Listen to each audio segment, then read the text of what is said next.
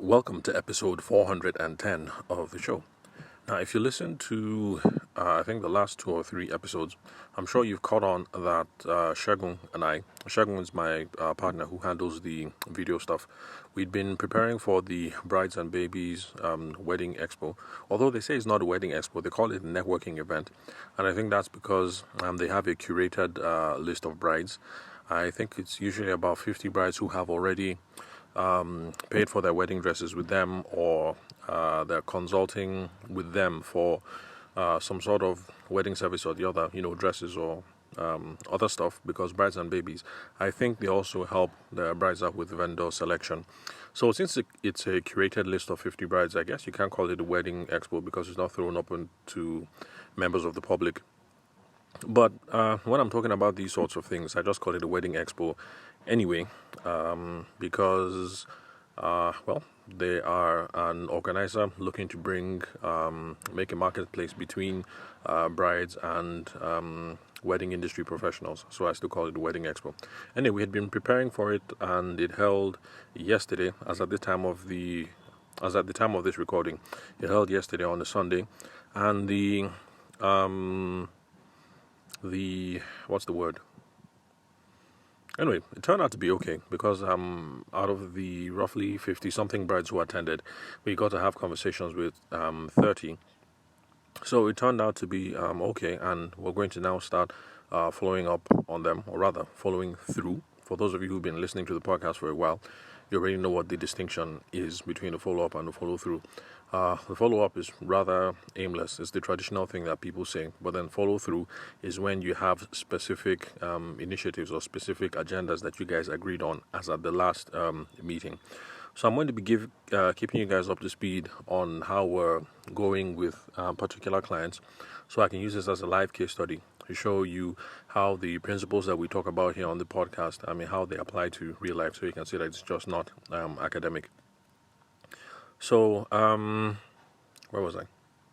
Anyway, yeah, so basically I'll be keeping you guys abreast of how specific interactions are going on, so we can see how all the theory that we talk about here applies. Now, one thing that I'd like to reiterate, especially for those of you who are listening for the first time, my own take is that wedding expos or trade fairs or whatever it is that you do in your own kind of industry. So for us, it's expos. But if you're a member of the Abuja Chamber of Commerce because you manufacture machines or something, then there's Abuja International Trade Fair or Lagos International Trade Fair. There's also this makeup trade fair, I think in Enugu, and then there's a cake trade fair in Benue State. So there's all kinds of things going on, where you have conferences and people gather together around certain themes. Now, some people think it's a waste of money, a waste of your money and your time, because you pay for the booth, you go there, you don't have any productive conversations, and then you leave. But my own take is that these things are productive to the extent that you have a plan. So if you don't have a plan, but you just want to go there, have a nice booth, look pretty, and have nice promotional material, then it's going to be hit and miss. But then if you have a plan for what it is that you're going to achieve there, then these things can be productive. So let me share part of what the plan was. Now, wedding expos, or any kind of expo for that matter, they're usually very loud. I remember the first time I attended Abuja International Trade Fair. Then I was a little kid. I hadn't hit 11 yet, because I went to secondary school at 11 years old. So I hadn't hit 11 yet. My father took me there, and it was really rowdy, lots of people, stuff like that. And it's the same with wedding expos as well. So now with brides and babies, they have a curated list of 50 people, and so that's good. But it still doesn't change the fact that you have 50 brides and grooms wandering around. So let's say 100. Some of them come with mommy and daddy. That's a couple of extra people. And then some of them come with friends, 3 or 4 bridesmaids or something like that. So you have hundreds of people running around in this space, and the DJ is trying to, he's trying to shine. So he's playing all the latest hits and stuff like that. So it's real noisy. And there's very little room for having productive conversations at these places. So part of my strategy is that when I go for these sorts of things, my goal is not to try and close any deal there. I'm not trying to handle any conversation there because it's too rowdy and it's too noisy. Apart from that, There are different service professionals there. Let's say 20 to 30 of us. The bride has just spoken to 15, 29, 30 other people. It's going to be too much. It's going to be a blur. So by the time you call her next week, there's going to be that awkward conversation of, oh, sorry, which one are you again? Oh, was it this guy? Or was it that guy? You really can't get anything done productively at these sorts of things, in my own opinion. Now, I know that there are some wedding vendors who are able to push hard and make a close there, and I guess I should have some of them on this podcast. But it's an extremely hard thing to do, to show up for this thing and to say that, you know what, I'm going to go to this thing, I'm going to get 10 brides to pay a 10% deposit of 150k and make this a profitable event. Now, there are some people that can do that. Like we had a nail technician there. There's one of these things that I attended that we had Ashwebi people there, materials, and also hair people. So those people do quite well because the bride shows up. She likes the hair, and if there's a special discount going and she wants to buy the hair now, she'll pay.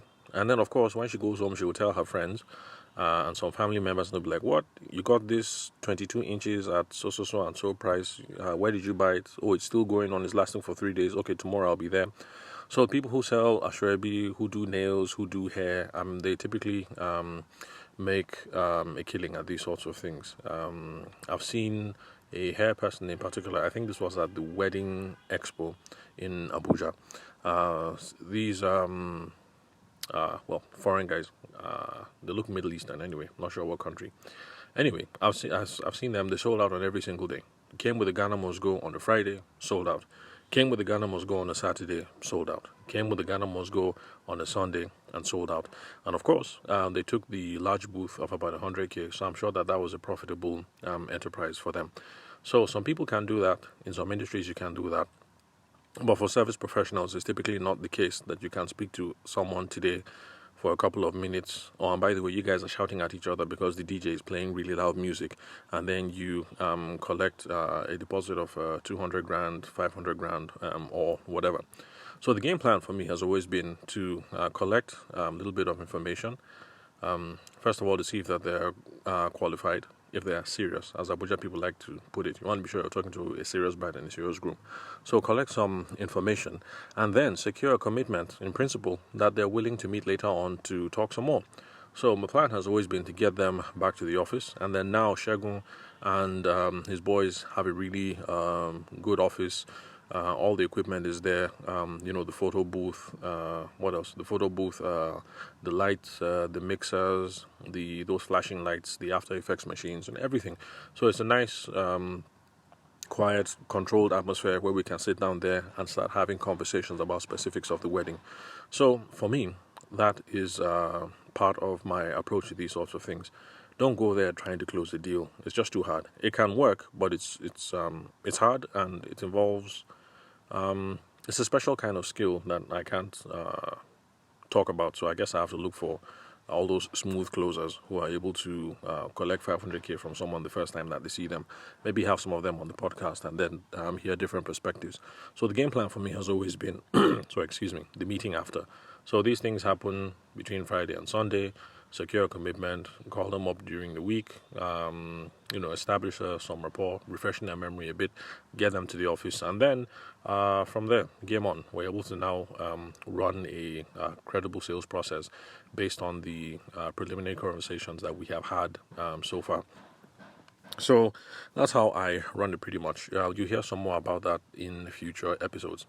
Now, anyway, we're at the 10-minute mark and I haven't gotten into the crux of what I wanted us to talk about today, and that's about using your good looks to sell. And with most things, this is also something from real life because one of my associates was there, good-looking dude, same height as me, about 6'1", but he's one of those light-skinned brothers, light skin, faded, what else? Diamond earrings, slim dude. I'm sure you picture, the kind of dude I'm talking about, and he was trying to pull this slick, fine boy thing.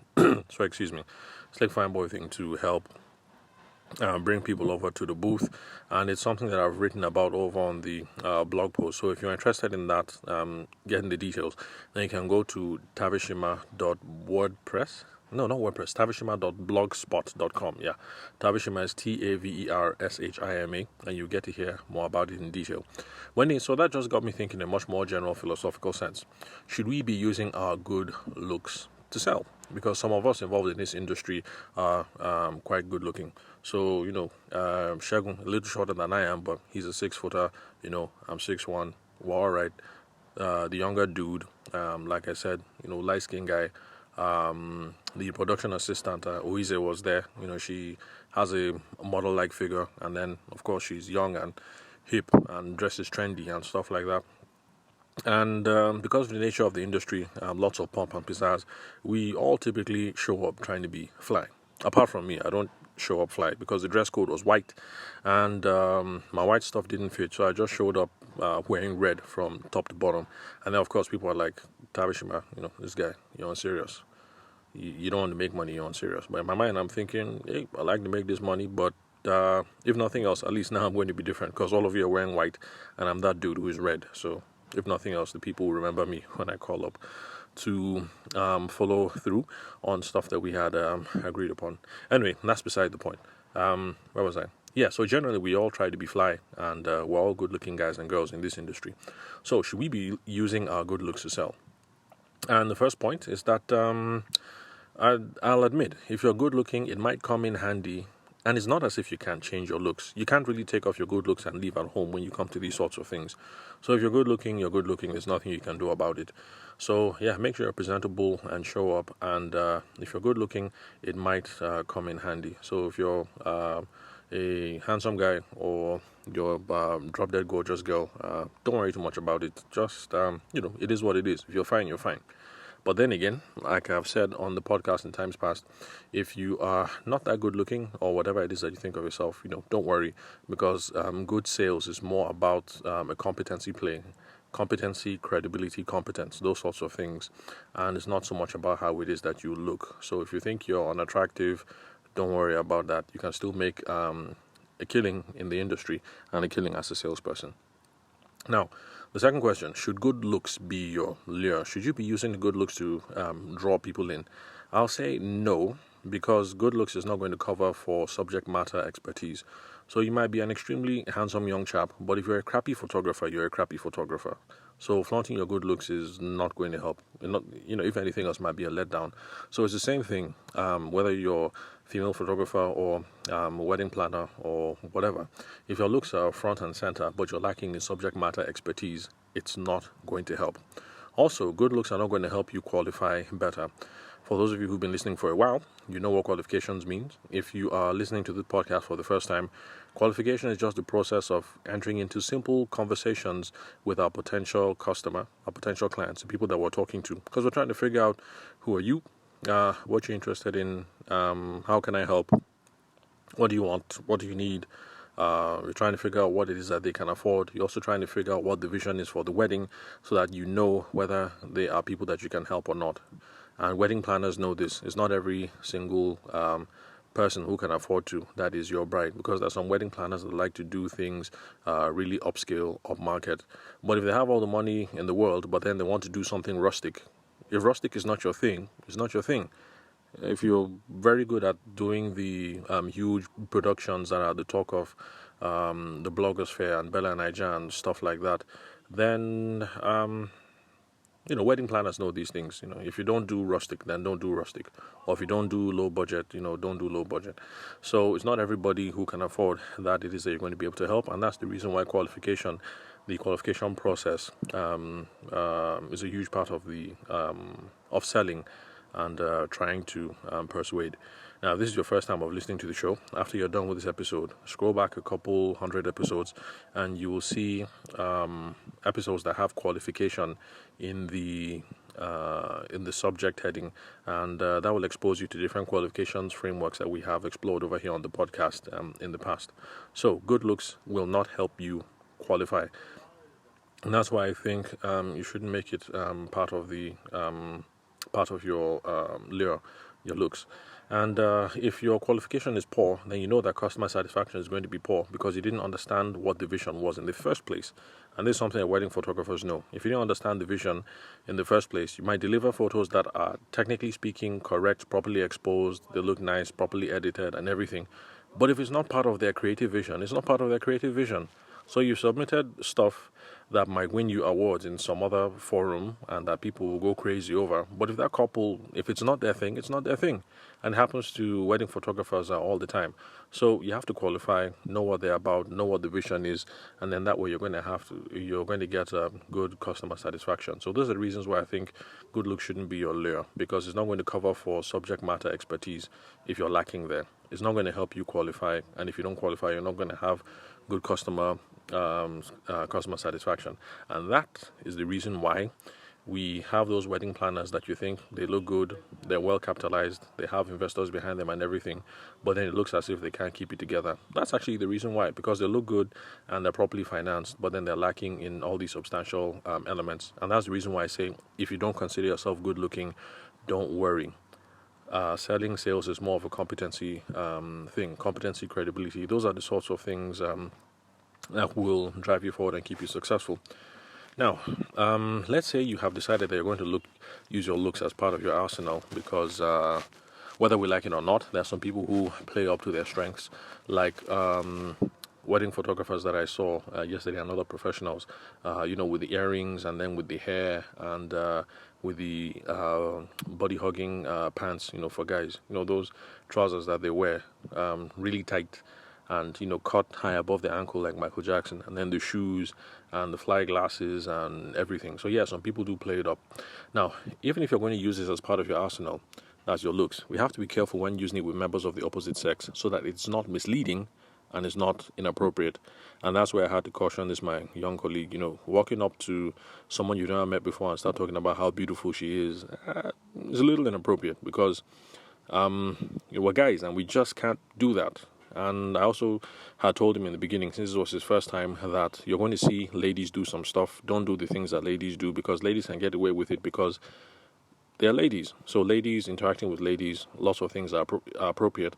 But for guys, it's not the same. So I told him, there are some ladies that will walk up to, that's some other wedding vendors who will walk up to a bride, grab her by the ankle and say, "Oh, lovely dress, blah, blah, blah," and try to lead her to the table. And I told him, no, don't do that. In fact, I told him, if you are heading towards a bride and somebody else goes and taps her on the elbow and is leading them away, just let them go. If you touch her, it's not the same. It's inappropriate. You're a guy. You can't do that. So we have to look for other ways to get their attention. So let's be careful when we're dealing with members of the opposite sex who are not misleading or inappropriate. And so for a guy like me, I don't know the girl from Adam or from Eve or whoever, and I just walk up to her and I start gushing about how beautiful she is. It's a little creepy. But if you start off, I told him to just go with the "Are you interested in" approach. So, are you interested in wedding videography? Are you interested in having a wedding planner? Are you interested in? You can't really go wrong with that. If you go with the "Are you interested in" first, and then you guys start a conversation, and then later on you now talk about how beautiful she is or how stylish her frock looks or whatever, then it's not inappropriate, or rather it can be done in a much more stylish manner then. So, where was I? Yeah, so if you're trying to play up your looks, sure, not a problem, but be careful when dealing with members of the opposite sex. So, the same thing for girls as well. Although I'm talking about this thing from a guy perspective because I'm a guy. And the issues that I was trying to control yesterday were around my male colleagues at the event. So another thing to be careful about is not just physical contact, but then power dynamics when it comes to the whole things of looks, because there are some of us that are getting, how do I put it? Some of us are getting much older.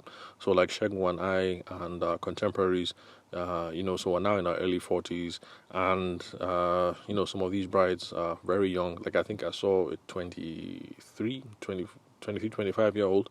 So somehow it's just not as appropriate when you have guys like me gushing about how pretty the bride is or whatever. It's just let's be careful, basically, and put it that way.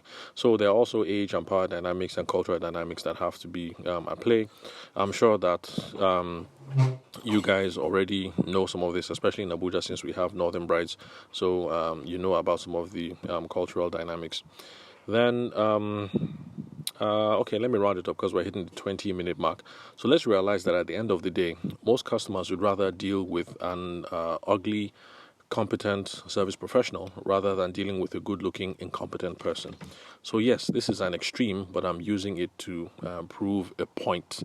So let's focus on being competent service professionals, and we'll be fine, whether we are good looking or not. Because at the end of the day, the bride would like to have a competent wedding photographer who is average looking or maybe even ugly and who delivers on the promise, rather than having a fine boy who is all pizzazz and all fun and all everything but doesn't deliver at the end of the day. So thank you very much for listening to the show. I'll catch you guys at the next episode tomorrow. And yeah, I think I'll have some more musings about the subject of bridal fairs and how to go about using this to sell.